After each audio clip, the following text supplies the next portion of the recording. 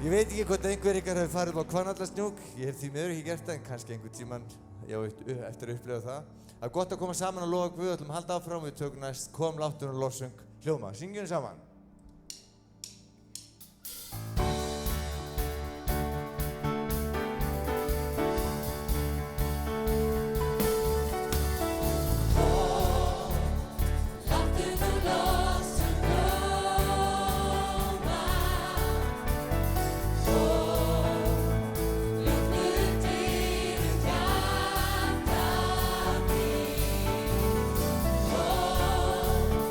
Eins og þú ert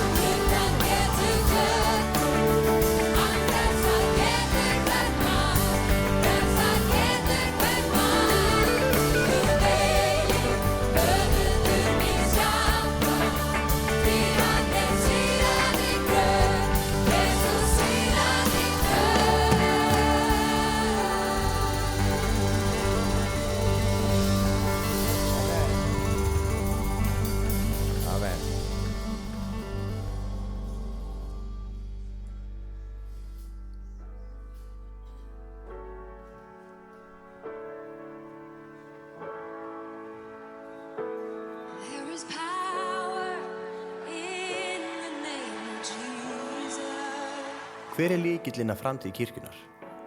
Hvað hægt að gera til að sjá Guð starfa meira í kirkjunni og í lífum einstaklinga? Hvernig getur kirkjan orðið kröftugri og vaxið á heilbrigðan hátt? Grunnsvarið við öllum þessum spurningum bæn. Martin Luther sagði: trúarlíf okkar lifir ekki án bænar frekar en líkamar okkar án súrefnis.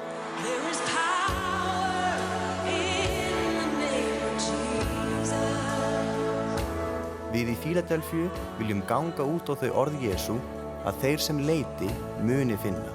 Fyrir þeim sem knýr á muni upplokið verða og þeir muni öðlast sem biðja.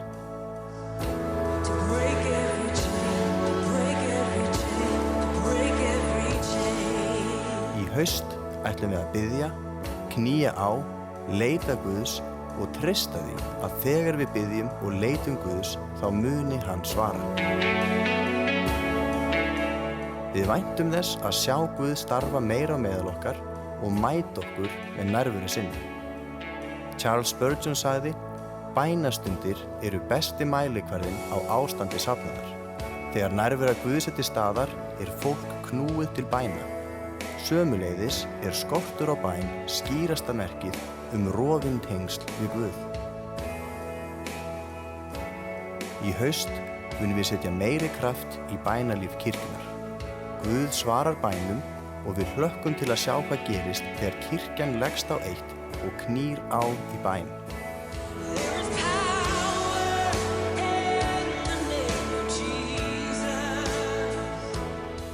Vilt þú ekki vera með?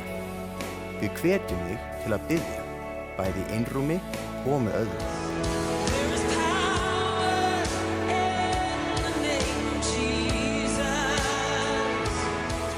Rick Warren sagði einu sinni: því meira sem þú biður, því minni áhyggjur hefur. Tímasetningar bænastunda má finna á heimasíðu kirkjunnar philadelphia.is.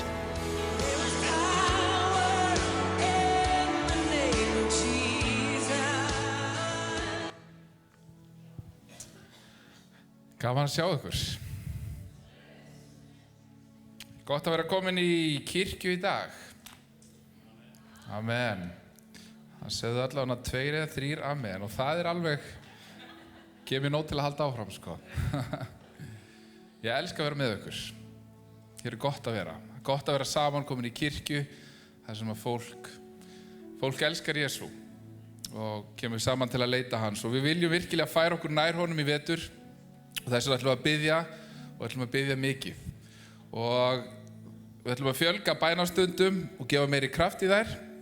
Og við byrjum á bæna og föstu átaki sem byrjar strax á morgun. Og við ætlum að hittast hérna í hliðarsalnum öll kvöld klukkan 18. Það verður ekki langar bænastundir, kannski svona hálftími, klukkutími, en öll kvöld klukkan 18 næstu 9 dagana ætlum við að koma saman og biðja hér í hliðarsalnum.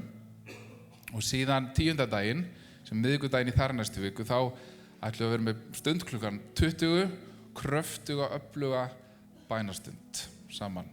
Og ég hvet ykkur til að taka þátt. Ég hvet ykkur til að taka daga þar sem að þið veljið að sleppa einhverju, mat eða einhverju öðru, til þess að leggja áherslu á bænina. Það það sem að Jesús gaf okkur fyrirmynd, að fasta og knýja á. Og það gerir svo mikið bæði fyrir mann sjálfan og fyrir bænalífum hans að pröfa það. Eigum við að pröfa það? Sérstaklega þeir sem aldrei pröfað áður. Ég hvet ykkur til þess að pröfa það. Ekki meira en svo að þið haldið heilsunni, en pröfið það samt, með ykkurum hætti. Í 1. Tímóteusarbréfi 2. kafla, frá 1. versi stendur: fyrst af öllu áminn ég að bera fram ákall, bænir, fyrirbænir og þakkargjörðir fyrir öllum mönnum, fyrir konungum og öllum þeim sem hátt eru settir, til þess að vér fáum lifað friðsamlegu og rólegu lífi í allri guðhræðslu og siðprýði. Þetta gott og þóknanlegt fyrir frelsara vorum Guði, sem vill að allir menn verði hólpnir og komist til þekkingar og sannleikanum. Þetta það sem Guð vill og hann hvetur okkur til að biðja. Og það bara það sem við ætlum að gera. Við ætlum að biðja saman sem kirkja. Amen. Við langar að segja ykkur áður en í leið í bæn. Þá langar að segja ykkur frá því að í þessar viku þá kvöddum við kæra systur héðan úr kirkjunni og mörg ykkar sérstaklega þeir sem eru eldri kynslóðinni kannast við hana. Hún heitir Elizabeth Cortez, ein af Skafta-systkinunum. Hún var systir ömmu minnar, systir hans Hafliða Guðjónssonar, bróður okkar hér í kirkjunni. Og hennar verður sárt saknað og við blessum og heiðrum minningu þessara góðu, yndislegu konu. Útförin fer fram hér í kirkjunni á miðvikudaginn, klukkan 11. Og við bara blessum og heiðrum minningu hennar. Og mér langar til þess að við biðjum saman, ef við ekki bara standa upp núna. Standa og biðja, það alls konar bænarefni sem að koma inn og margt sem hvílir á okkur. Og þar sem ég bið þá hvet ég ykkur bara til að taka undir og fela Drottni það sem á ykkar hjörtum. Þannig að hann heyrir og hann svarar bænum. Drottinn, ég þakka þér fyrir að þú ert hér. Ég þakka þér fyrir að þú heyrir þegar við tölum til þín og þegar við leitum þín, Drottinn. Og ég þakka þér fyrir að þú gefur okkur hjarta til að leita þín núna, Drottinn. Við þráum nærveru þína, við þráum að heyra frá þér. Við þráum að finna kraftinn með okkur, Drottinn minn, og í þessari kirkju. Og ég bið þess að við mættum að öllu hjarta leita þín núna í vetur, Jesús. Faðir, ég þakka þér fyrir að við fáum að leggja fram okkar besta og síðan kemur þú og bætir við krafti þínum og þá verður eitthvað stórkostlegt til. Og ég bið fyrir okkur öllum sem eru hérna inni, ég bið þess að mættum öll fá að nálgast þig meira. Ég bið þess að þú gefur okkur öllum þrá til þess að læra meira þig og tengjast þér ennþá meira og finna okkar stað í þjónustunni. Og ég bið þess að mættum vera kirkja sem að vex og ég bið þess að Ísland í heild sinni og kirkjunar á Íslandi mættu fá að vaxa og Íslendingar mættu fá að snúa sér til þín, Drottinn minn, að leita þín enn á ný, Drottinn. Faðir, vegna þess að öðruvísi getum við ekki tekist á við það sem býður okkar í framtíðinni, Drottinn. Við verðum að nálgast þig og við bara þráum þig og við bara bjóðum þig velkomin hér í dag. Viltu starfa á þessari samkomu? Viltu hjálpa okkur að opna hjörtu okkar fyrir því sem að þú vilt gera hér í dag? Og við viljum bara meðtóka frá þér. Og við biðjum fyrir öllum sem eru sjúkir, biðjum fyrir öllum sem eru að gangi gegnum erfiðleika. Viltu leiðbeina okkur réttan veg og viltu lækna það sem þarf að lækna. Og Faðir, við bara lofum þig fyrir hver þú ert. Í Jesú heilaga nafni. Amen. Amen. Og á meðan við erum ennþá standandi þá skulum við snúa okkur að svona 2-3 og segja bara mikið gott að vera með þér hér í kirkjunni í dag. Innilega velkomin.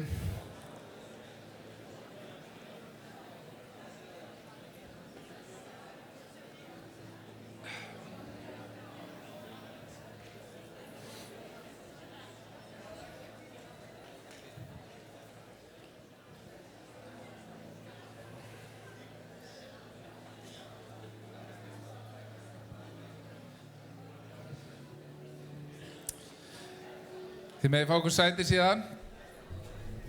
Við erum að byrja núna í þessar viku nýja kennsluserju. Þennan mánuðin sem heitir, ég biðst afsökunar þetta á útlensku, en þetta heitir Mission Possible, búið að strika yfir Og við erum að fjalla um postulasöguna. Þetta ótrúlega kraftaverk sem postulasagan og hvernig postulasagan heldur áfram enn þann dag í dag. Og við erum hluti af henni. Við erum svona viðaukar við þá bók. Og fáum að halda áfram að vera það. Þetta mjög spennandi sería sem ég hvet ykkur til að missa ekki af einustu samkomu og koma og vera með.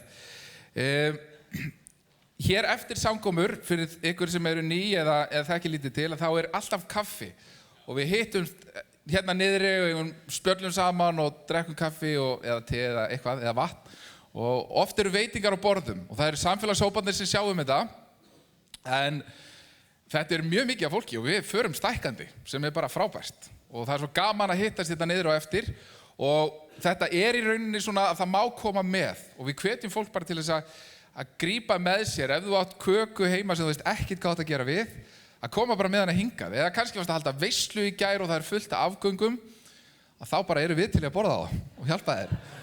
Þannig að bara endilega gerum þetta sem best saman. Þannig að þetta sé svo auðvelt og skemmtilegt. Við elskum að fá gesti hér í kirkjunni. Við elskum þegar við fáum nýtt fólk og við erum að reyna að þjálfa okkur og gera betur í að taka vel á móti fólki.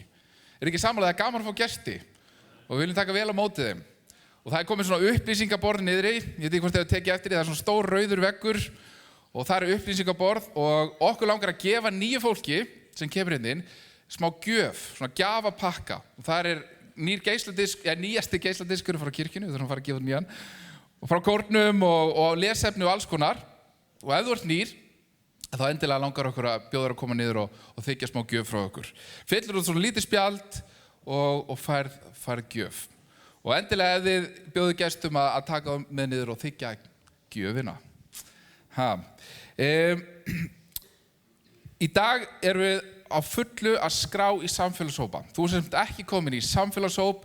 Samfélagshópar eru hópar sem hittast yfirleitt í heimahúsum, oftast svona 2 vikna fresti, biðja saman, tala saman, fræða saman, ótrúlega gott að tilheyra slíku samfélagi. Við erum að fulla að skrá og hjálpa fólki að komast í svona hópa núna. Og þú getur komið hérna niður eftir samkomu og skráð og gefið nafnið þitt og við hjálpum þér að komast í hóp í kjölfarið. Sama ef þú þráir að komast í þjónustu, langar að leggja eitthvað af hendi, að þá þetta að gefa kost á sér í þjónustu þar niðri líka. Í dag breytingar í barnastarfinu. Hafið tekið eftir, það mjög lítið af börnum hérna núna. Hvar eru börnin? Þau eru byrjuð á fullu núna niðri, hér á neðri hæðinni. Það breytingar eru núna að börnin fara beint niður, skrá sig í barnastarfið, þannig að þau hafa allan tíman á meðan samkoman til þess að vera með sína eigin samkomu. Og þau eru búin að gera svo flott. Hér í alla vikuna búið að vera fólk á fullu að smíða, mála, skreita og undirbúa ofboðslega flott barnastarf. Og ég svo stolt af þessu frábæra fólki sem við eigum. Við erum búin að virkja úlingana á fullu með hér klukkan 10 í morgun. Hugsaðu ykkur kraftaverkið. Var húsið fullt af úlingum að koma að undirbúa barnastarfið. Hversu frábært það? Og ég hvet ykkur til þess að bjóða barnafólki sem þekkið að koma og kynnast barnastarfinu hjá okkur. Það virkilega flott. Og úlingarnir eru líka búin að vera á fullu, þau eru að breyta sinni aðstöðu og það er búin að framkvæma alveg fullt af hlutum hér í kirkjunni. Og það algjörlega frábært. Og það eru fleiri framkvæmdir framundan. Það eru komnar svona sprunguskemmtir í húsið og núna í september verður byrjað að vinna á því að lagfæra það. Þannig að byggingin fari ekki að láta á sjá. Þannig að hún haldi áfram að vera falleg í kjölfarið, það að mála og það svona mjög margt sem framundan sem það að gera og það bara spennandi. Það tilheyrir því að vera kirkja að það þarf að breyta, laga og bæta. Að því sögðu tökum við fórn. Og þetta kostar allt saman og við fjármögnum okkur sjálf eins og við vitum. Kirkjan fjármagnar sig sjálf og við erum kirkjan. Ég hvet ykkur til þess að vera með og gefa, baukarnir verða látnir ganga, það posi aftast og eins og við getum höfum svigrúm til, þá hvet ég ykkur til að vera með. Byggjum þetta upp saman. Höldum áfram að lofa Guð á meðan. Sonur minn spurði mig 14 ára gamall í síðustu viku, við vorum að keyra allt í einu og sagði Pabbi, hvernig getur fíldir fyrir að reka sig? Hvernig gengur þetta? Hvernig koma peningarnir? Og þá get ég sagt honum það að það vegna fólksins, gjafar fólksins í salnum og þeir sem mæta hér og styrkja. Þeir sem að horfið á fótbolta maður sjá, ekki svolítið spennt? Já, sumir eru meira að þeir sem eru ekkert spenntir eru samt spenntir. Fólk sem eru aldrei hort á fótboltaleik. Ég horfði á 15. senkaði kóröngu hjá mig til að geta hort á leikinn. Svo þegar leikurinn var búinn þá söng ég Það sigur, sigur og það lagaði núna. Því við ætlum að taka þetta líka í kvöld. Ísland, Kazakstan. En við ætlum að syngja annan sigur. Við ætlum að syngja sigur sem varanlegur alla tíð. Ekki bara núna fram á næsta Evrópumóti heldur eilífð. Fanny, þú leiðir okkur í erindunum.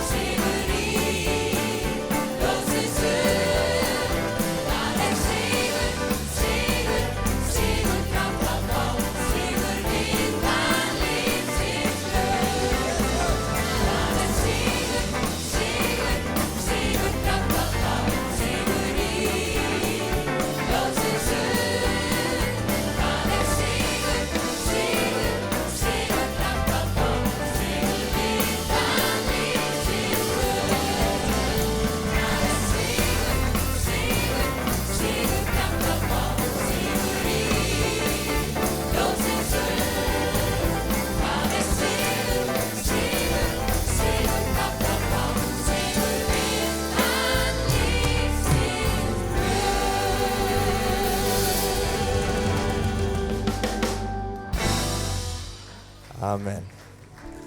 Dásamlega sigur í blóði Jesú Krists. Hér yfirleitt á þessu tímapunkti fóru börnin niður, nú eru þau farin niður, en ef einhverjir eru foreldrar með lítil unga börn sem að þurfa að fá smá næði, þá er líka búið að útbúa aðstöðu í sal í neðri sal kirkjunnar og þar verður hægt að horfa á samkomunar. Það er ekki alveg tilbúið en það er tilbúið. Þannig að hann heldur það. Þið verður bara að reyna það. Ef þið viljið fara niður, þá getið þið farið það niður á næstu hæðina. Við ætlum að syngja saman 2-3 lofgjörulög, aðeins að einbeita okkur af því sem að skiptir máli í lífinu, það sem skiptir okkur öll máli, það er að Guð fá að vaxa í okkur og fá að starfa. Hafliði talar um það hér eftir, Mission Possible. Þetta er hægt, ef við hjálpumst að. Syngjum saman, er ég hugsað þig Guð. Er ég hugsað þig Guð, að þú frelsar og þú læknar og þinn friður fyllir anda minn og eilífð gefur kærleik þinn. Er ég hugsað þig Guð, að þú leysir mig og gefur mér líf og þú drottinn minn, sköldur og hlýr.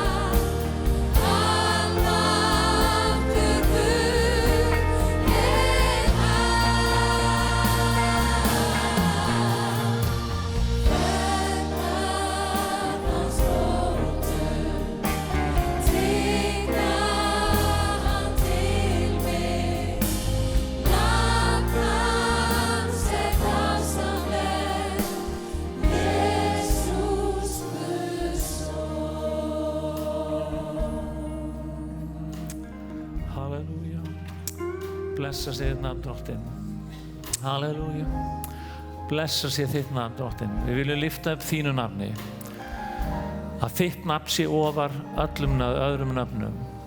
Það er fyrir Jesú nafn sem við eigum lausn og við eigum frelsi og við eigum sigur. Það er í þínu nafni, Drottinn, sem við eigum lausn. Það er í þínu nafni, Drottinn minn, sem við eigum frið. Það er í þínu nafni, Drottinn, sem við göngum til okkar daglegu verka. Það er í þínu nafni, Drottinn, sem við vitum að dagurinn í dag er góður dagur vegna þess að þú hefur gefið inn í þennan dag það sem við þörfnumst. Fyrirheiti, blessun, styrk, visku og hjálp. Drottinn, við lofum og við vexum með þitt nafn. Halleluja. Nafn hans dásamleg, Jesús Guðs son. Hann með konungrík, krans vinna lífið sín. Nafn hans dásamleg, Jesús Guðs son.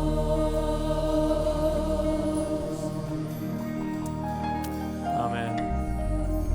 Halleluja, Jesus. Amen. Amen. Amen. Yndislegt að vera með ykkur í dag og ég nýt þess heiðurs að fá að ýta af stað þessari seríu sem er að byrja núna í september og verður út þennan mánuð og heitir sem sagt vonlausa verkefnið. Og það er erfitt að því að það. Við getum ekki tekið vonina framan af og kalla þetta hvað, lausa verkefnið. En þetta er tilvísun í kvikmyndaseríu sem hefur orðið mjög vinsæl og ég veit ekki alveg númer hvað svo nýjasta er sem er í gangi núna, líklega númer 5. En einhvern veginn hefur þetta alltaf tekist í kvikmyndinni og það er svona kannski eðli kvikmynda að þetta leysist að lokum. En verkefni sem við stöndum frammi fyrir er svolítið stærra og meira. Og við eigum þessa fullus, þetta leysist að lokum. En að lokum getur verið svolítið langt í burtu stundum og að lokum er eilífðin og það er kannski misst langt í hana fyrir mörg okkar sem hér eru inni en hún er svona í þeirri framtíð sem við hugsum kannski ekki eins mikið eins og við hugsum núið. Og ég ætla að tala svolítið núið. Hvernig við getum leitað vilja Guðs. Og yfirskrift ræðuna hér í dag er köllunin. Og það er lítill salmur, og kannski ekkert mjög lítill, sem við syngjum gjarnan, sem heitir Tala Guð, Óskar. Nei, Tala Guð, punktur, komma, Óskar. Öfna þannig. Og ég veit ekki hvort þið kunni, en ég var að syngja kannski svona viðlagið minnst hvort þið saman. Við sungið þetta í marga áratugin. Tala Guð, tala Guð, veit mér kraft að vinna fyrir þig. Tala Guð, tala Guð, tala Guð. Hér er ég og Herra sendu mig. Og allir saman einu sinni enn. Tala Guð, tala Guð, veit mér kraft að vinna fyrir þig. Tala Guð, tala Guð. Hér er ég og Herra sendu mig. Hér er ég og Herra sendu mig.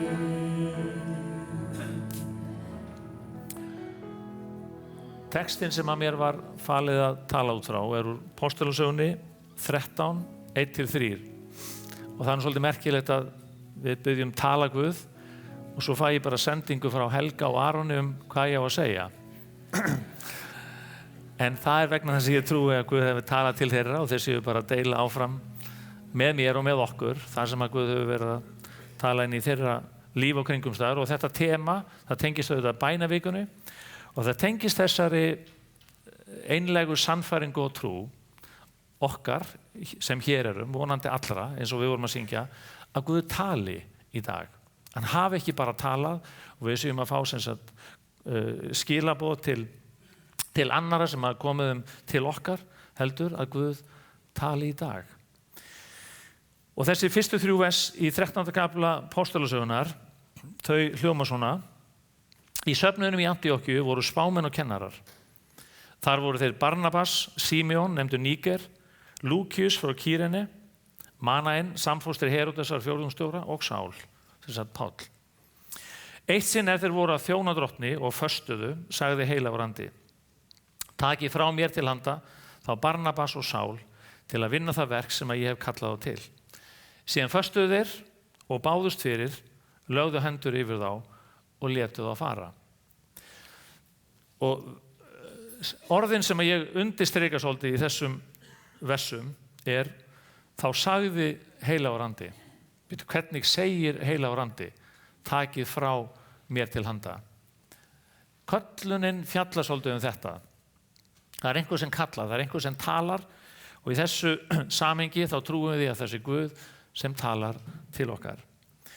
Ég veit ekki hvort þið munið eftir því en Nicholas Pienso sem forstöðumaður í Fíladelfíukirkjunni í Stokkhólmi, hann predikaði hérna fyrir nokkrum árum síðan og hann sagði svona frekar fyndna sögu þetta. Það var þannig hann hafði verið að gifta og í veislunni, brúðkaupsveislunni, að þá var bara raðað til borðs og borðfélagi hans, einn af nokkurum, að það var kona sem að þegar þau kynntu sig, þá reyndust hún vera yfirlæknir á geðdeild sjúkrahúss í Stokkhólmi. Og þau fóru að tala saman og hún hafði mikinn áhuga á öllu sem sneri svona mannlega eðli og hún spurði Nicholas að því, af hverju fórst þú inn í þetta starf? Og hann sagði, já, ég trúi því að þetta sé köllun. Köllun, það er merkilegt. Og hvernig varstu kallaður eða hvað gerðist? Og hann sagði, já, ég var bara að biðja og drottinn talaði til mín. Það var svona merkilegt. Það er margir af sjúklingum mínum sem segja þetta líka. Og stundum að þá þetta kannski svona algengi skilningurinn að ef að Guð talar, þú veist, þá erum við eitthvað aðeins svona, já, við erum aðeins að missa tengslin við raunveruleikann. Og það er auðvitað erfitt að útskýra oft á tíðum þegar Guð talar. Það er erfitt nema þegar við lesum þetta, það er ekkert erfitt í þetta. Bara heilagur andi sagði við þá, takið frá mér til handa og sendi það. Og þeir fóru og við sjáum auðvitað kraftaverki sem að gerðust og það hvernig Guð var sannarlega með þeim í verki. En hvernig talar Guð? Önnur svona, svo í byrginu og þessum svona kímnusögum, svo sem ekki eins og þetta verði eitthvað mjög alvarlegt en að því að ég trúi að þetta er efni sem að snertir okkur öll og þetta er efni sem að skiptir okkur öll miklu máli. Ég held að við viljum öll gera vel, við viljum ganga veg sem að gengur upp á allan hátt og ekki síst í þessari trúargöngu okkar. Ég held að það sé hljóti að vera einlega löngun og þrá okkar allra því við vitum fyrir víst og það er það sem Guð svo segir okkur, að Guð ætlar okkur góða hluti.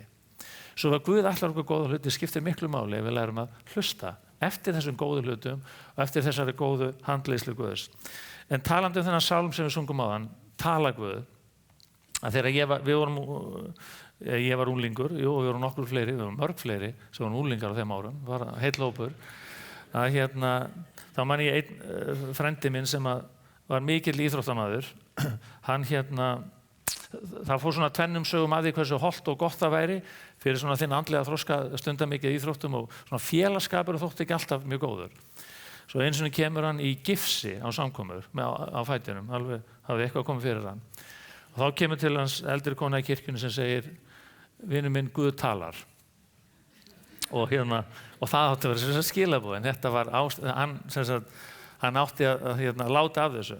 Eini vandinn var hann að dotti í stiganum heima hjá sér. Og kannski var þetta bara Guð talaði til hans að það var komið tími til þess að flytja heimann og fara í eitthvað svona sléttara. Svo við höfum svona alls konar tengingar við þetta orð. Hvaða þýðir að Guð tali. Og ég svo sem ekki alveg viss að Guð tali oft í gegnum gifsi. Ég hef svona ekki einhvern veginn þá trú eða tilfinningu að Guð tali til á þennan hátt. En Guð notar ýmiss konar kringumstæður líka til þess að tala til okkar. Þegar ég fletti þessu orð upp í Merriam-Webster orðabókinni, þá talað köllun sem sterkan innri hvata í áttina að ákveðinni stefnu eða marki, ekki síst þegar því fylgir sannfæring guðleg áhrif. Sterkur innri hvati í ákveðna átt að ákveðnu marki, ekki síst þegar því fylgir sannfæring guðleg áhrif. Þetta með köllun Guðs þetta hefur alltaf verið hluti af kirkjunni, það að Guð tali. Við höfum kallað þetta ýmsum nöfnum. Þegar Martin Luther fór af stað með sín mótmæli og hengdi mótmælin upp á kirkjudyrnar í Wittenborg, þá fór hann að tala köllun Guðs og hann víkkaði svolítið þetta hugtak út. Köllun Guðs var eitthvað sem að tilheyrði öllu því sem við gerðum. Við áttum að gera allt sem að sneri bara á lífinu og ekki síst að því sem sneri bara daglegum störfum eins og það væri köllun.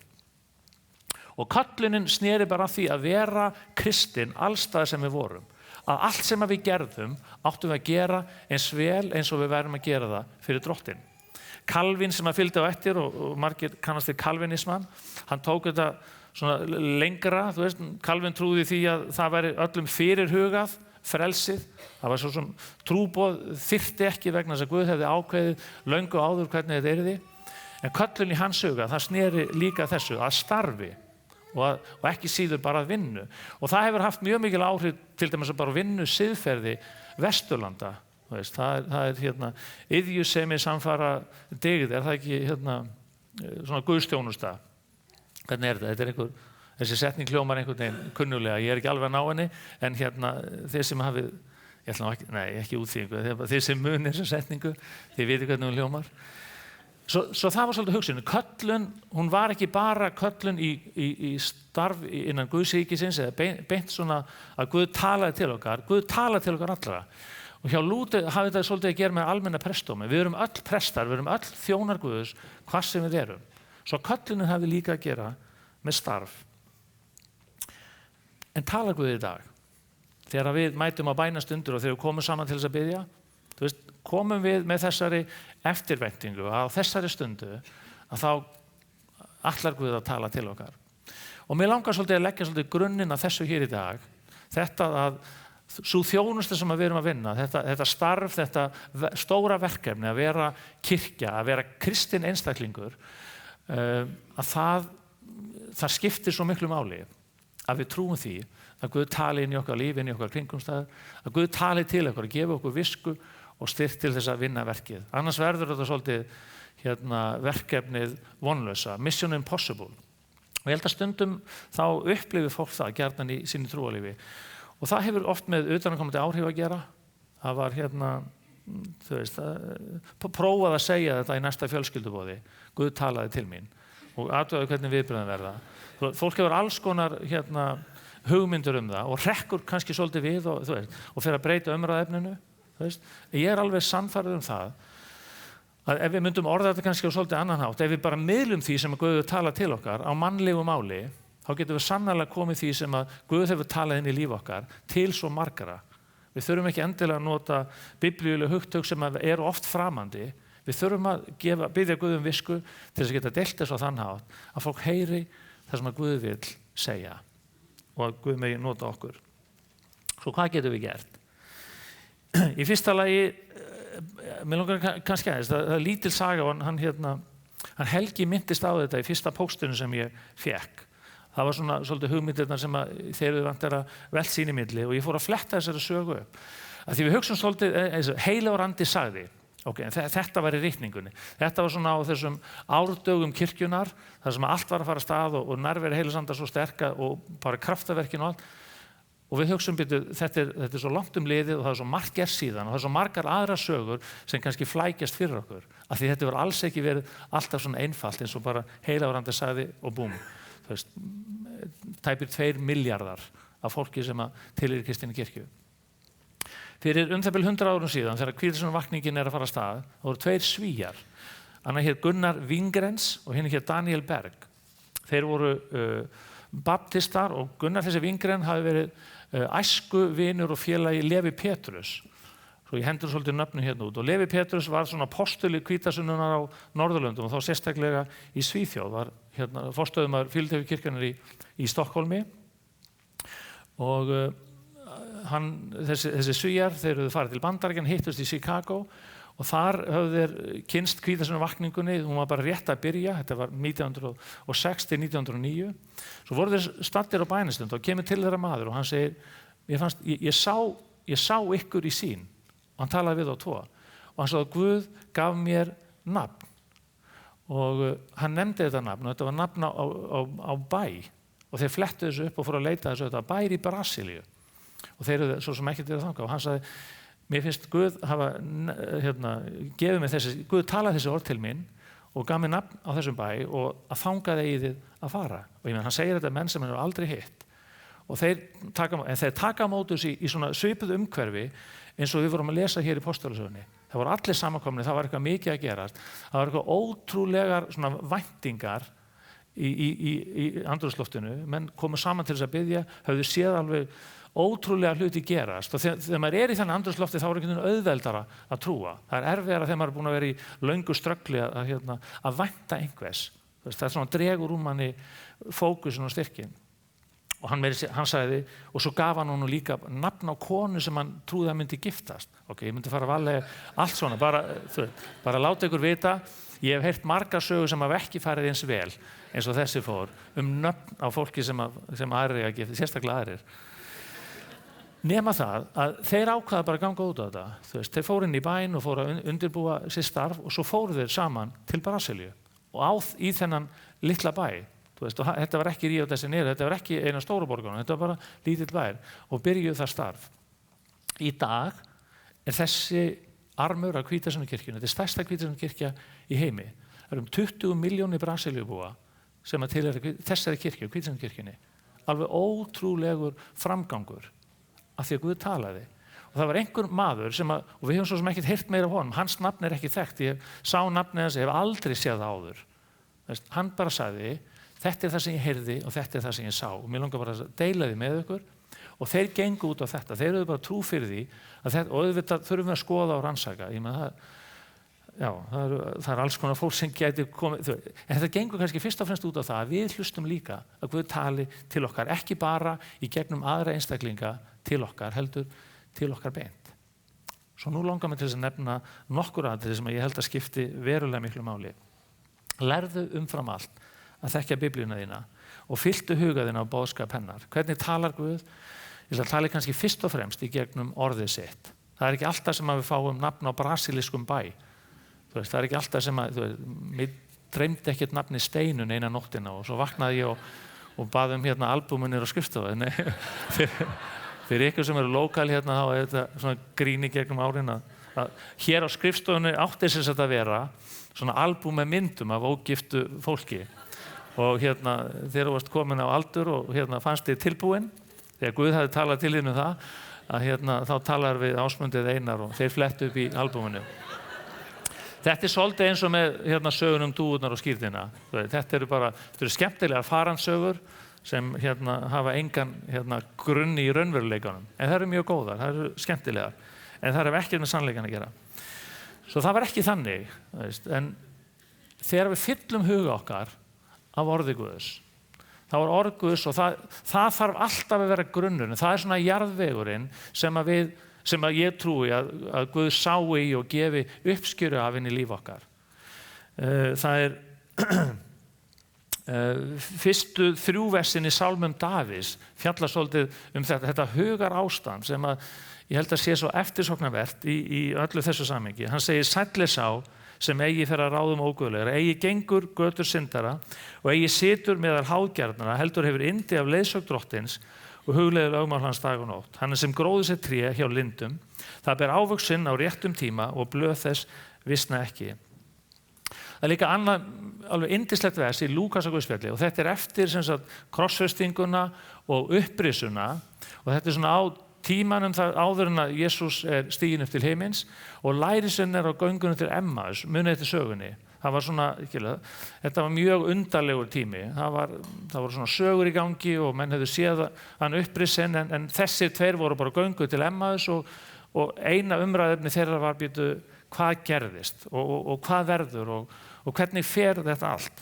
Nema hann hjá þeim og gengur með þeim og talar við þá og svo segir í lok þessara frásögu í Lúkas 24:32 þeir sögðu hvor við annan, brann ekki hjartað í okkur á meðan hann talaði við okkur á veginum og lauk upp fyrir okkur ritningunum. Brann ekki hjartað í okkur. Köllun hefur að gera með þetta. Það eitthvað sem brennur innan með okkur. Orð Guðs nær til okkar og það mín persónulega upplifun og ég deili því nú með ykkur að fyrst og fremst þá hef ég upplifað Guð tala til mín í gegnum orðið sitt. Þar fæ ég langmestan hluta af leiðsögninni í mitt líf. Guð talar og hann talar í gegnum orðið. En orðið var kannski talað til annara í byrjun og hvernig getum við gert þetta af okkar? Og þá komum við að þessu. Heilagur Andi sagði, að þegar við lesum, þá skulum við lesa með þessari eftirvæntingu, skulum læra umfram allt að þekkja Biblíuna og fylla hug okkar af boðskap hennar.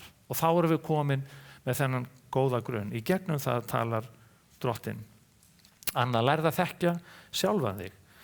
Við höfum öll okkar gjafir og að læra að þekkja þessar gjafir skiptir miklu máli. Guð notar gjafir okkur. Guð hefur gefið okkur þessar gjafir til þess að nota þær annarkost okkur til uppbyggingar og öðrum til blessunar fyrst og fremst Guði til dýrðar. Lærðu að þekkja gjafir þínar. Það var í nokkur ár, það voru námskeið. Guðjón Ingi og Rut voru með námskeið sem fjallaði einmitt þetta. Lærðu að þekkja gjafir þínar.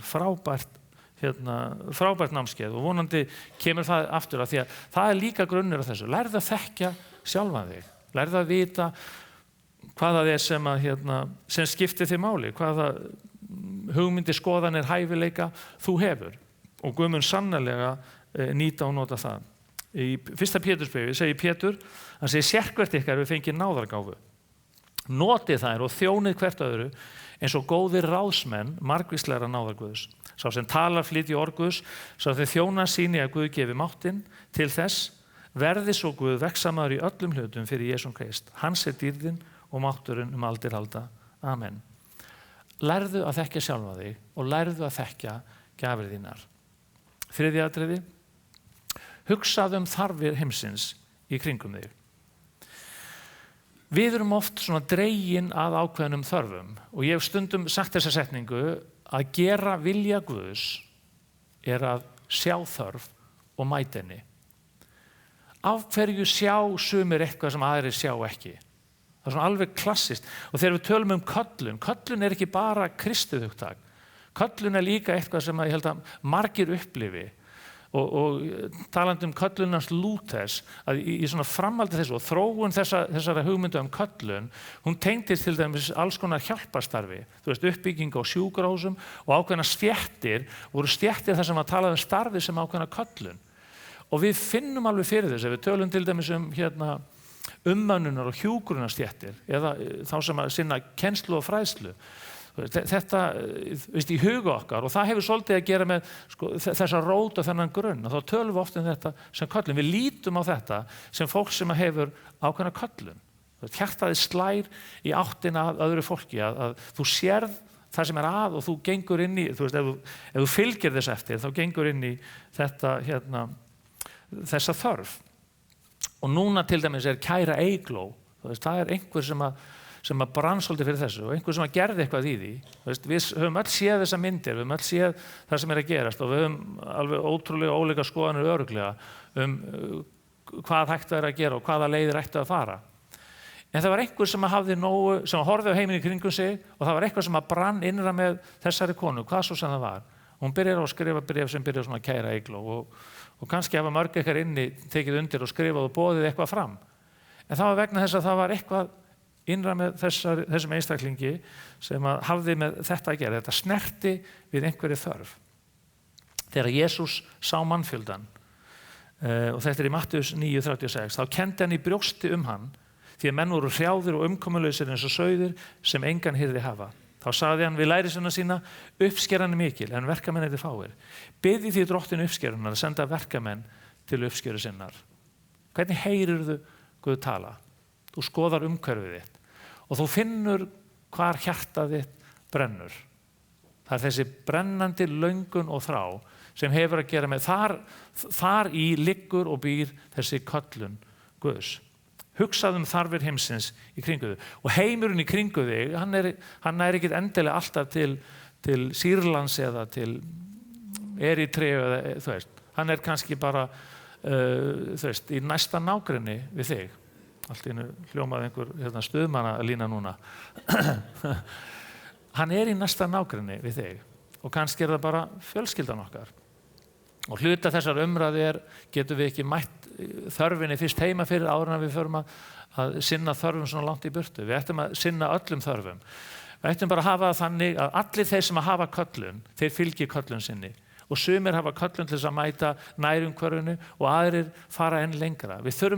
Annað þarf ekki að útiloka hitt ef við erum upptekinu því sem er að gerast í kringum okkur. Og Jesús var stöðugt að fylgja þessu. Þegar við lesum í gegnum Guðspjöllin þá sjáum við að hópurinn sem mætti, það var hópurinn sem snerti við honum. Hann var ekki í vinsældakeppni, hann var Guð, hann þurfti svo sem ekki, en hann var ekki að berjast fyrir völdum, hann var að berjast fyrir áhrifum í lífi fólks sem hann vissi að fyndi mikið fyrir þörf sinni. Svo hann leitaði eftir þessu. Þetta voru staðir sem hann fór til. Hann var hann gekk fram á ekki sem var að grafa son sinn. Og hann grét.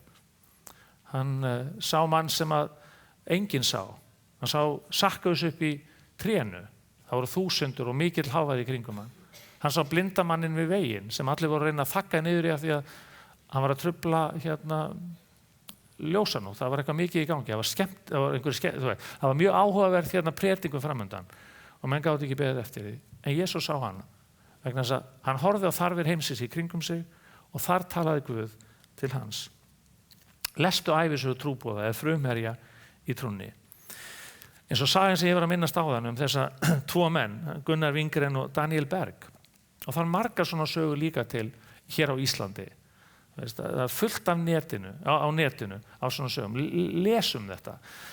Það er heill kafli í Hebreabréfinu sem fjallar hetjur trúarinnar og þegar að þeim kafla lýkur þá byrjar 11. kaflinn.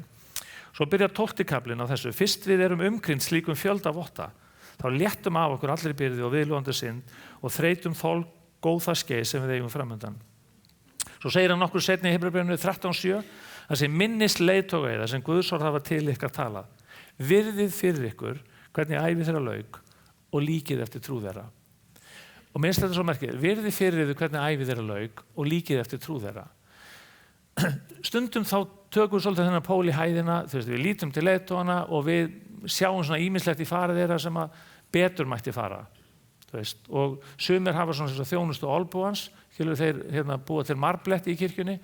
Það er svona fólk sem hefur svona hugmyndum hvernig ætti að gera hlutina öðruvísi. Og ég svo sem ekki, og allt svona samtalum hvernig mætti bæta hlutina er frábært. En hvað er það sem við leitum eftir? Eftir hverju leitum við í fari annara? Eftir einhverju sem er eftirsóknarvert vonandi. Ef við sjáum gallana þá erum við kannski að nota það sem einhver svona afsökun fyrir okkur sjálf. Daginn þá var ég eitthvað að glugga og ég hafði heyrt bók sem ég hef nú ekki lesið, en hún hafði svona þann áhugaverða titil mannin sem að seldi Ferrari sportbílinn og gerðist munkur. Og ég rakst á örstutt myndband þar sem hann var að tala. Veit svo sem ekki, ég held hann að mér sé að gerst munkur einhvers staðar í allt öðru heimspekikerfi og hugmyndakerfi og trúakerfi en við erum að tala um. Ég hlustaði aðeins á hann og hann sagði leiðin til þess að efla þessa vellíðan og þennan góða stað í lífinu er að hlusta þau á og láttu gott fólk vera í kringu þig. Ekki vera í hópi þeirra. Þetta er alveg nákvæmlega eins og Davíð konungur sagði í fyrsta sálminum. Ekki vera á einhverjum stað sem að brýtur þig niður. Ekki vera á einhverjum stað sem að rústar góðum hugmyndum gott líf og ég tala ekki Guðs hugmyndina. Vertu með fólki sem að byggir þig upp. Svo lestu talaðu við, lærðu að þekkja og hann segir, ég leita að fólki sem ég get lært af. Ég leita að fólki sem ég get lært af. Þessi setning fannst mér frábær. Að hvaða fólki leitar þú? Hvernig tölum við aðra? Það alveg algjörlega önnur prédikun en bara, en það til svolítið þessu. Hvaða sögu fyllum við huga okkar af og hvað það sem við tölum þegar við hittum aðra? Það hefur nefnilega verulega áhrif á líf okkar og lífsstefnu. Rannsakaðu anda þinn og sálu. Hvar liggur byrði þín gagnvart öðru? Og þetta svona svolítið í beinum tengslu við þriðja punktum minn áðan, hugsaðu þarfir heimsins í kringum þig. Guð leggur á hjarta okkar alls konar hluti. Og svolítið merkilega sem að gerist bara rétt fyrir samkomu. Yfirleitt þá það sem eyrnum svo stóra en þau halda ekki þessu grunna. Ég man þegar ég var krakki og sá myndir af mig, það eina sem ég sá var eyrun. Svo bara safnaði ég hári. En það var svolítið merkilega sem gerðist bara rétt fyrir samkomu. Það hringir síminn og það mjög fáir sem að hringi mig á þessum tíma, vita ég í Philadelphia og það þýðir ekkert að ná í mig. Nema ég bara tekið upp og sé að þetta mamma mín. Og hún segir, mér langar að biðja þig að biðja, segir hún, ok. Og hún sagði, morgun þá, ég sofnaði og mér dreymdi. Það kemur til mig maður sem segir, maður sem að til svona ákveðnum hóp og þetta úr svona af sveitungum okkar. Og hann segir, viltu biðja fyrir okkur? Og svo segir hún, svo bankaði einhver á hurðina og ég vaknaði. En hún sagði, ég vaknaði með svona þessa sterku tilfinningu, við þurfum að biðja. Og hún sagði, viltu biðja?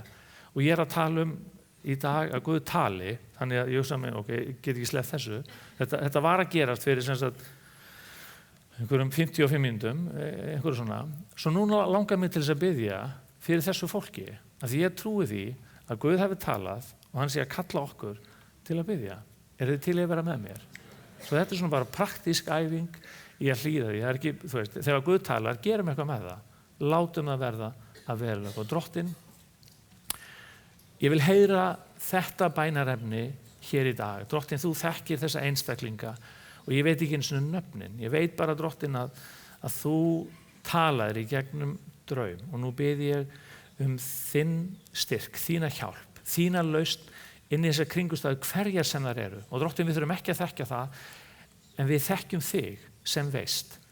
Og þú þekkir, Drottinn, þá sem að þetta fjallar og við bara leggjum í þínar hendur þessi málöll. Við biðjum lausn. Við biðjum, Drottinn minn, að þessi uppvakning og þessi draumur, Drottinn, hann megi vera til blessunar fyrir þá sem að hann fjallaði og við leggjum þetta í þínar hendur, Drottinn, og biðjum að vera með þessum hópi, þessum einstaklingum í Jesú nafni.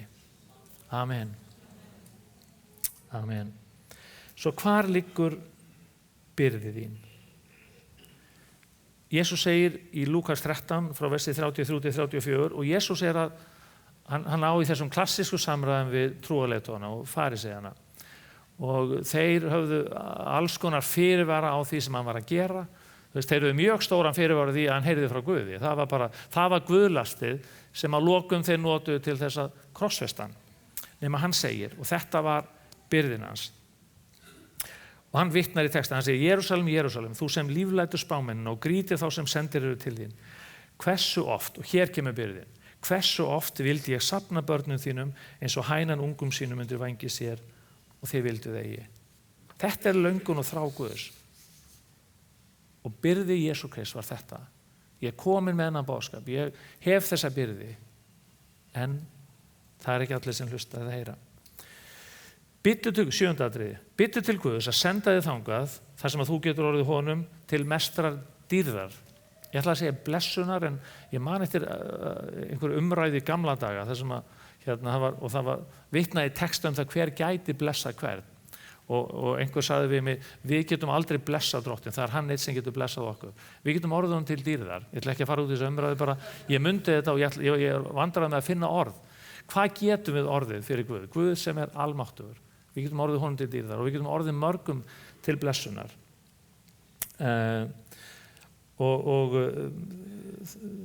Þetta byttu Guð að senda þig þangað þar sem hún getur orðið honum til mestrar dýrðar.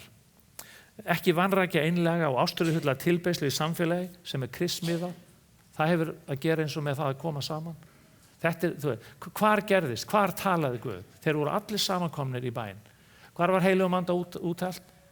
Í lofstofunum þar sem 120 manns voru samankomnir og mörg hundur manns höfðu verið að biðja í 40 daga. Ekki vanrækja þann stað þar sem svona kristmiðaður, þar sem að tilbeiðsla, lofgjör, kennsla fer fram og þar sem að bænin iðkuð. Hlustaðu í auðmýkt og andlegt fólk í nærumhverfi þínu. Páll að tala við Tímóteus í Tímóteusarbréfi og hann segir í öðru Tímóteusarbréfi 1. kafla vers 5-7, hann segir, ég rifja upp fyrir mér hina hræsnislausu trú þína. Sú trú bjó fyrst í henni Lóis ömmu þinni og í henni Evníku móður þinni og ég sannfærður að hún býr líka í þér. Fyrir þá sök minn ég þig á að glæða hjá þér náðargjöf sem Guð gaf þér við yfirlagningu handa minna. Því ekki gaf Guð okkur anda hugleysis, heldur anda máttar og kærleiks og stillingar. Hlustaðu á aðra sem eru í kringu þig. Hlustaðu á andlegt fólk í nærumhverfi þínu. Og stundum það fjölskyldan. Þessi hræstinslausa trú sem bjó einu ömmuðinni og einu mömmuðinni. Þú veist, ræktaðu hana, varðveittu hana og svo segir hann og glæddu með þér náðargjöfuna sem þú hlaust. Þú fékkst náðargjöf, þú átt hana, glæddu hana með þér, ekki gleyma henni. Ekki gleyma því sem að Drottinn hefur talað inn í lífið þitt í kringum þá sem að Guð hefur sett í kringum þig. Og svo lærðu að gefa Kristi allt sem þú átt og allt sem þú ert. Það kannski það snúnast í þessu öllu. Lærðu að gefa honum allt. Og þegar Jesús var að kalla lærisveina sína, þú veist, þá stóður oft frammi fyrir þessu. Við þekkjum öll söguna, þú veist, og stundum finnst mér þetta svona ósanngjarnt og bara í einlægni. Ég finnst, þeir voru í einlægni að segja, við viljum fara með þér. Og hann segir, bara aðeins að vara ykkur við. Þú veist, fuglar heimins segja sér hreiður og refur eða greni, en þú veist, það ekkert Hilton hjá mér. Þú veist, það svolítið þessi óvissa. Þú veist, ég get ekki boðið ykkur upp á þetta fjárhagslega öryggi. Þú veist, ég ætla ekki í þá áttina heldur. Ég trúi á blessun Guðs en ég ætla ekki að fara þangað. Þannig maður hugsa stundum með sér að gefa honum allt þýðir hvað. Það þýðir bara fyrst og fremst að hann í fyrsta sæti í lífi okkar. Lærðu að gefa honum allt. Lærðu að gefa honum allt. Og nú ég eiginlega búinn, en hérna það er nokkur vers sem að hafa alltaf svona setið í huga mér og það barátta manns sem að heyrði Guð reglulega að tala. Jeremías spámaður, hann svona einn af þessum sérkennilegu karakterum úr Gamla testamentinu. Guð gaf honum alls konar sýnir og myndir og drauma og orð að tala og lét hann gera alls konar hluti sem áttu svona að sýna fram á boðskapinn sem hann áttu að koma með. Og hann var að tala inn í mjög erfiðar kringumstæður þjóðarinnar. Og það nokkur vers í Jeremía, þar sem að Jeremía bara alveg búinn á því að hann heyrir orð Guðs, hann veit þetta rétt, en bara, þú veit, hann verður ekkert með að vandra út á þessu. Það bara það að segja það sem að Guð, þú veit, það hefur kostað hann svo mikið. Og ég les þetta stundum, vegna þess að stundum einhvern veginn kringumstæðurnar þannig að maður hugsa með sér, þú veist, átti þetta ekki vera aðeins öðruvísi? Átti þetta ekki að ganga hraðar eða betur eða, hvað, þú veit, Drottinn, þetta var orð frá þér, ég trúi því, en þetta er ekki alveg svona malbik og miklabrautin eins og ég held. Og Jeremía segir, þegar orð þín komu, þá gleypti ég þau. Orð þín urðu gleði mín, hjarta mitt fagnaði, því að ég kendur við þig, Drottinn Guð, hersveitanna. Jeremía sem sagt sá sem að fekk þessi orð í byrjun, Guð talaði til hans og Jeremía var eitthvað mótmæla þessu, hann sagði, ég er ungur, kann ekki alveg að tala, þú veist, ekki sérstaklega spenntur fyrir þessu og þá bara skellir Guð á hann, ég hef valið frá móður kviði, bara áður en þú fættist, þá bara komið köllun yfir lífið, Jeremía bara gafst upp, það var engin séns, áður en hann gat sagt fyrsta orðið, þá var Guð búinn að velja hann. Svo segir hann, svo lærir hann þetta, hann segir, þegar kom orð frá þér, bara, þú veist, hjarta mitt fylltist af gleði, ég gleypti þau urðu gleði mín. Svo segir hann, ég sit ekki og gleðst í hópi þeirra sem fagna, ég sit einn, því að hönd þín hefur hvílt þungt á mér og þú hefur fyllt mig reiði þinni.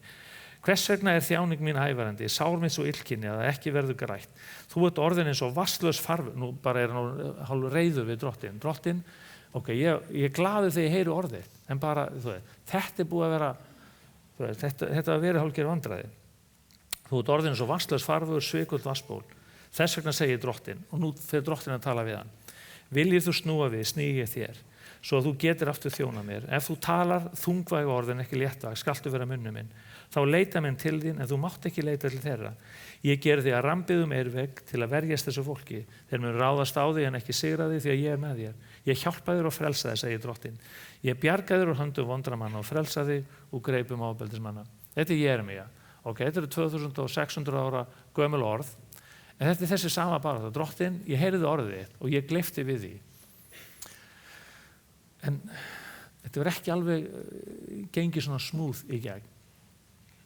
Jeremía talaði orðin í alveg óendalega erfiðar kringumstæður inn í herleiðinguna, og hann talaði orð sem að hittu marga illa fyrir, en hann talaði lausnina og sigurinn og blessunina.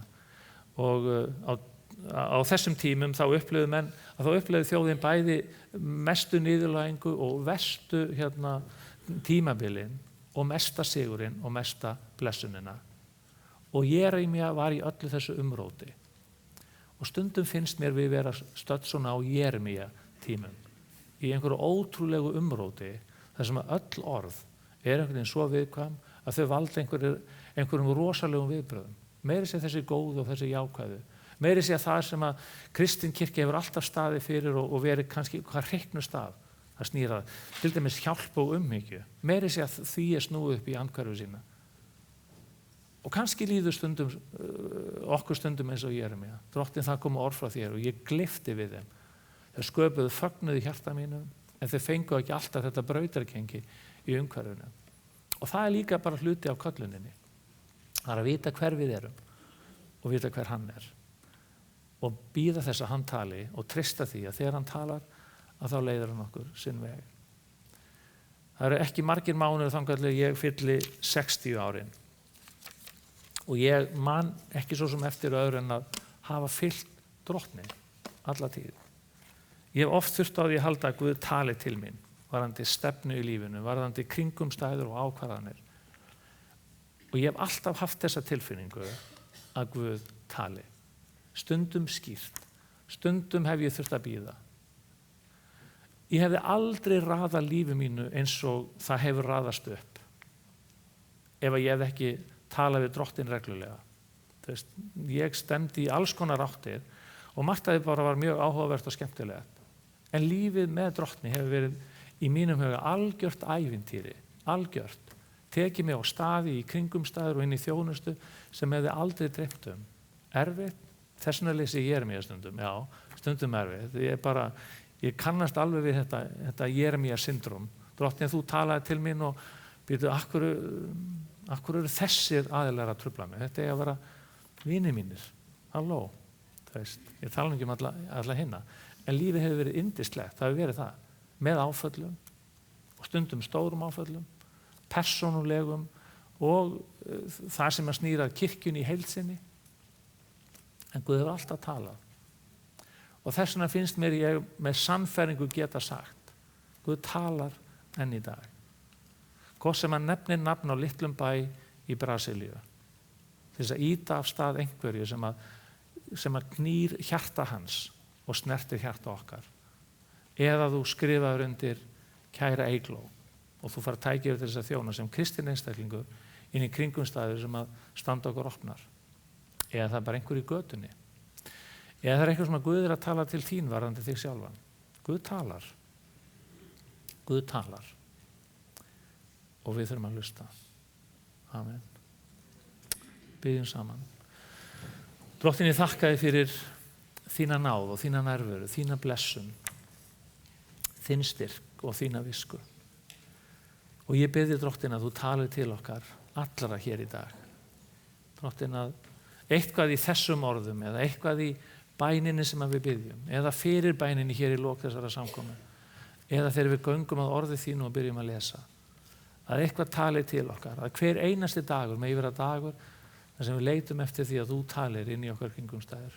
Drottinn, við lærum að þekkja orðið þitt, að við lærum að þekkja okkur sjálf, að við lærum að lesa umhverfi okkar, Að við lærum að hlusta á þá sem að við viljum gera fyrirmynd í lífi okkar. Drottin, að við leggjum allt í þínar hendur og við segjum drottin verði þinn vilji. Í þessu djúpa og einlega trausti til þess að þinn vilji er það besta sem að við getum upplifað í okkar lífi. Þess bið ég drottin í Jesú nafni. Amen. Og mér langar til þess að við endum í lofgjörð eins og við gerum hér. Og ég er svo þakklátur fyrir að það er eiginlega enginn sem að fer eftir prédikun og meðan að fólk er farin í hliðarsal, að því við göngum bara sameiginlega inn í lofgjörð og ljúkum stundinni þannig. Því að við þurfum líka að gefa Guði tíma til þess að festa svolítið orðið í lífi okkar áður en að við förum út í þessi daglegu störf okkar. Ég var að rísa á fætur og fyrir þá sem að vilja fyrirbæn, þá búið upp á fyrirbæn hérna inn í hliðarsal og endilega, og það eru fólk sem að þjónar í fyrirbæninni, er fólk sem að hefur verið á bæn í morgun fyrir þessari stund og oft tala þeir orð sem að Guð leggur þeim á hjarta inn í lífi og kringumstæður fólks. En leitaðu Guðs, leitaðu þess að Guð tali til þín og við þig í Jesú nafni.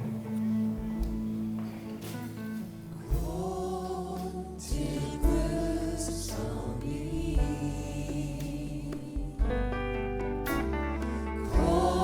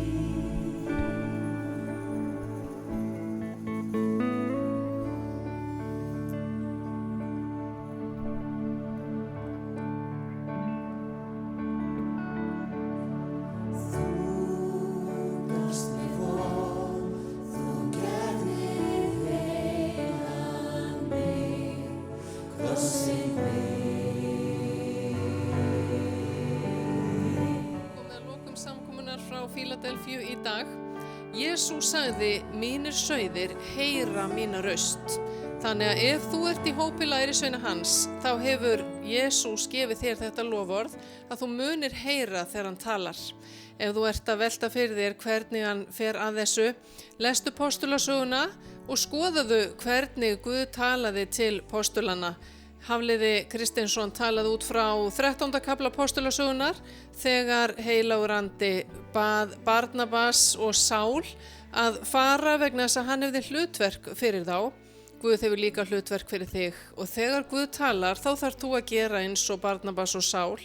Þú þarft að fara af stað vegna þess að það er áætlunin. Hvers vegna ætti Guð að tala til okkar ef við ætlum ekki að gera neitt með það sem hann segir. En við skulum ljúka þessari samkomu með því að biðja saman.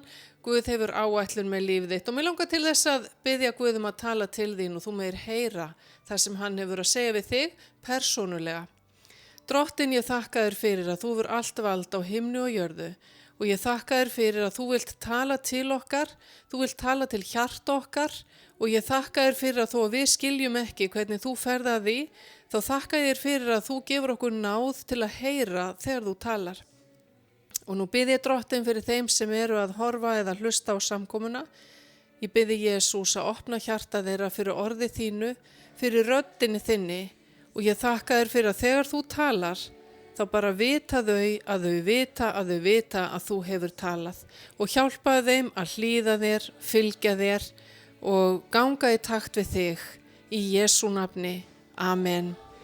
Ég hvet þig til þess að tala við Guð á hverjum degi, að lesa orðið hans á hverjum degi vegna þess að hann tala líka í gegnum Biblíuna. En ég bið Guð að gefa þér sérstaklega góðan dag í dag. Vertu svo með okkur næsta sunnudag klukkan 11 við kveðjum frá Fíladelfíu í bili.